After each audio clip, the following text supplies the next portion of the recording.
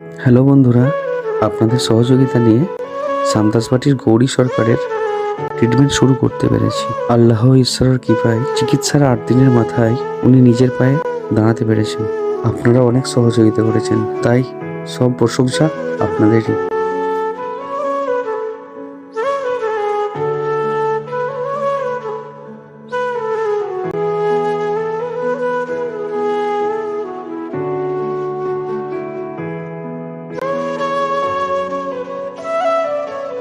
এখন আপনাদের আশীর্বাদে আমি অনেকটা সুস্থ।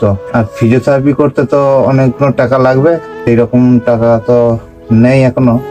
তো যদি সাহায্য করেন তো আমার মনে হয় আমি উঠে দাঁড়িয়ে আবার সেই আগের মতো কাজকর্ম করতে পারবো।